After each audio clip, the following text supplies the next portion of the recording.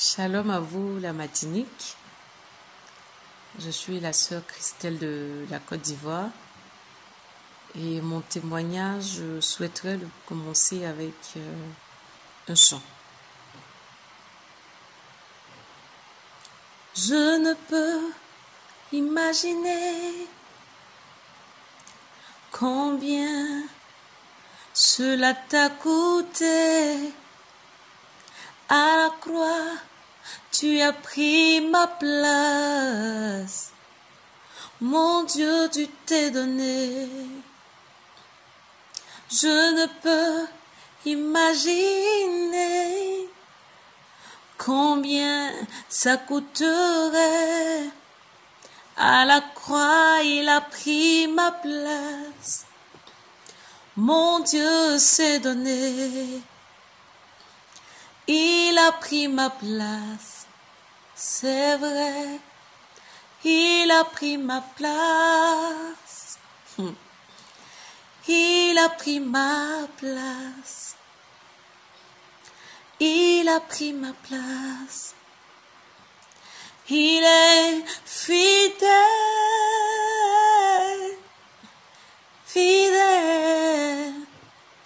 Mon Jésus est fidèle. Mon Jésus est fidèle. Mon Jésus est fidèle. Mon Jésus est fidèle. Il m'a aimé, tant aimé. Il m'a aimé, mon Jésus m'a aimé, mon papa m'a tant aimé, mon roi m'a tant aimé, mon Jésus m'a aimé. J'ai pris ce chant parce que il traduit toute ma vie. Amen. Et le témoignage, c'est que il a d'abord commencé depuis le ventre de ma mère. Et comme la médecine l'avait déclaré, je n'étais pas un être humain. Et mes parents se sont promenés un peu partout. Il n'y avait pas eu de solution. Et dans ce temps, imaginez un peu une mère qui ne sait pas ce dont elle attend. Ça a été une souffrance, ça a été difficile pour ma mère, sans oublier les injures, les dénigrements. Et à 3 jours de ma naissance, l'une de ses sœurs est venue lui conseiller un tout petit médicament qui est juste des feuilles. Et quand elle a pris les feux, elle est allée refaire son échographie et là, on lui a annoncé que c'était une belle petite fille. Et quand je suis née, tout était normal, je n'avais pas de soucis, je n'avais pas d'anomalie. Et donc ça, quand j'ai commencé à prendre de l'âge, il est bizarre, mais je n'aimais pas mon papa. Je n'arrivais pas du tout à le supporter, mais je ne savais pas pourquoi est-ce que je n'arrivais pas à supporter mon père. Qu'est-ce qui se passe? Donc, c'est de façon intérieure que je me posais tout cet tas de questions. Jusqu'à ce qu'un jour, ma mère, pendant que nous étions en train d'échanger dans toute une joie, elle me dit comme ça que je comprends pourquoi tu es comme ça. Je comprends pourquoi ton père a dit telle chose. Et donc, j'ai saisi l'occasion et j'ai attendu des jours après. Je l'ai approché, bien sûr, en mettant des stratégies en place pour ne pas qu'elle soupçonne que je cherchais en réalité la raison pour laquelle je ne supportais pas mon père. Et là, elle m'a tout expliqué. Quand elle a fini de tout m'expliquer, j'ai dit, ben tiens, voici la raison pour laquelle je ne supporte pas du tout mon père. Et j'étais déjà dans le renouveau. J'étais dans le renouveau, donc il y avait, je devais apprendre à pardonner, je devais apprendre à, à, à me libérer de tout ce poids parce que c'était une souffrance pour moi. C'était une souffrance pour moi. Et quand j'ai su le nœud du problème, je l'ai présenté au Seigneur. Je l'ai présenté au Seigneur et des années après, j'avoue que ça a été difficile. Je me consolais dans la louange. Je me consolais vraiment dans la louange parce que il était d'abord difficile pour moi de réaliser que mon papa était très généreux dehors et que à la maison, c'était très compliqué. Et imaginez un instant une connaissance qui vient te voir et te dit, ben, tiens Christelle, ton papa il est tellement gentil. Mettez-vous à votre place, à ma place plutôt. Qu'aurait été votre réaction? Soit je dis à cette personne ou à ce dernier, c'est pas vrai ce que tu dis, c'est pas du tout vrai. Et là, on me traite de tous les noms. Ou alors, je n'ai pas le choix, je dis, effectivement, mon père, il est très gentil. Et tous ceux à qui je disais, mon père, il est tout gentil, je ne parlais pas en réalité de mon père biologique, mais je parlais de Jésus-Christ de Nazareth. Parce que c'est grâce à lui que j'ai pu tenir. Et je ne pouvais pas ne pas parler de Jésus. Mais je le parlais de façon voilée. De peur qu'on me traite de tous les noms. Tu n'aimes pas ton papa, tu n'es pas bien. Alors que personne ne cherchait à savoir en réalité. Ou alors personne ne savait en réalité ce que je vivais. Personne. Autour de moi, personne. Je traînais une souffrance terrible. Je traînais une souffrance terrible. Et n'eût été la grâce de Dieu, cela n'allait pas être vraiment évident.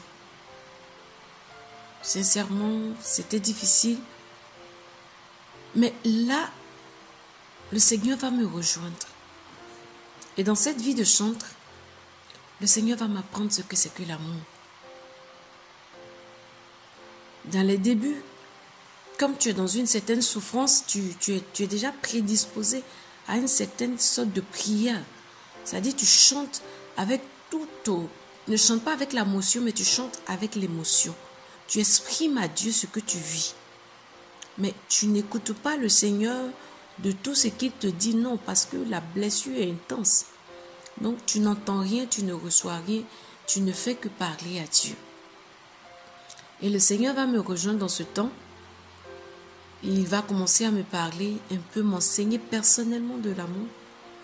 Il va m'enseigner sur l'amour, ce que c'est que l'amour, comment donner l'amour malgré ce dans quoi tu es, c'est-à-dire ta difficulté ou bien ta joie. Il va m'enseigner véritablement jusqu'à ce que j'intègre ma communauté et que ma libération soit totale. Jusqu'à ce que ma libération soit totale. Et donc j'ai pu accorder le pardon à mon père des années après. Mais je n'ai en aucun cas regretté ce pardon parce que au fur et à mesure, je l'aime encore plus. Et je bénis le Seigneur de m'avoir donné un si bon papa. Voilà. Ça, c'est la première partie du témoignage. La partie de ma conversion, c'est que je partais à l'église. Je chantais, c'est vrai. Parce que depuis toute petite, je dansais à l'église, je chantais à l'église. Je le faisais parce que les gens disaient que la petite, elle est bien. Si on la suit, j'espère que elle n'aura pas à changer de voix, elle va rester à l'église, tout ça. Donc je le faisais parce que l'on m'encourageait, je le faisais parce qu'il y avait des moments comme ça. Et là, ma marraine, celle qui m'a suivi jusqu'à mon baptême, elle a une seule fille et cette dernière va m'inviter au renouveau charismatique. Avant ça, j'avais déjà établi mon programme, c'est-à-dire c'était à des jours près. Parce que je ne supportant pas ce que mon papa était en train de nous faire, parce que je n'étais pas la seule dans ce cas, c'était toute la maison, tous mes frères et sœurs. Nous subissions quelque chose qui n'était pas du tout bien. Mais on ne pouvait pas du tout parler de ça, parce que nul ne nous comprenait en fait. Et là, j'avais établi un programme, celui de donner une réponse à mon père, mais au travers des hommes. Et dans mon fond intérieur, j'avais nourri le fait d'aller d'homme en homme. Et surtout les hommes mariés. Ça, c'était ça ma cible. Je voulais le faire, pas par pure volonté, mais pour une sorte de vengeance. Parce que le fait de vouloir donner une réponse à ton papa, c'est comme tu te vengeais de ton papa. Et c'est à cause de ce que ton père a fait que tu te comportes de la sorte. Et donc, dans la même semaine dans laquelle je devais commencer ce acte bizarre, pas bien, c'est dans cette même semaine, dans cette même période, dans laquelle je devais faire ce mauvais choix-là, que le Seigneur est passé par ma soeur, j'allais dire spirituelle, pour m'inviter au renouveau. Et je fais ce premier pas au renouveau. Et qu'est-ce qui va se passer? Je fais ma rencontre personnelle avec le Christ. Et lorsque j'ai fait cette rencontre personnelle avec le Christ, ma vie a carrément changé. Et là, on ne pouvait pas m'attraper, on ne pouvait plus me comprendre parce que c'est comme si je venais de découvrir quelque chose que je ne connaissais pas avant. Je venais de découvrir un trésor que je n'avais jamais vu. Et là, j'ai commencé à aller un peu partout, me faire former au niveau des chants, au niveau de la formation en tant que chantre, tout ça. Et je bénis le Seigneur pour ce merveilleux jour qu'il est passé par ma soeur pour pouvoir m'envoyer au renouveau. N'eût été sa présence, ce serait sûrement le désastre. Peut-être qu'aujourd'hui, je n'aurai pas cette occasion de vous parler de ma vie, de vous dire ce qui s'est réellement passé dans ma vie. Mais aujourd'hui, je sais que ce témoignage va vous dire quelque chose, va vous parler.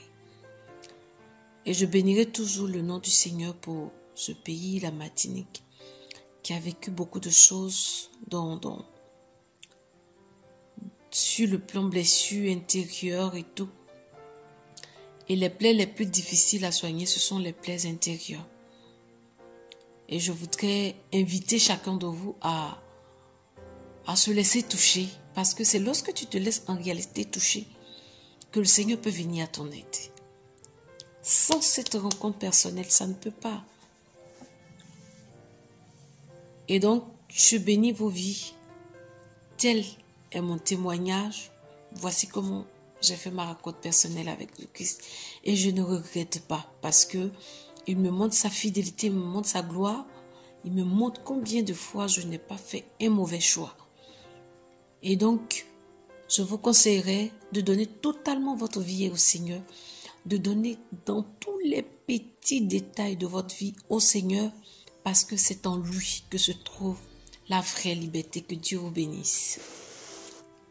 L'amour de Dieu est si merveilleux, l'amour de Dieu est si merveilleux, l'amour de Dieu est si merveilleux,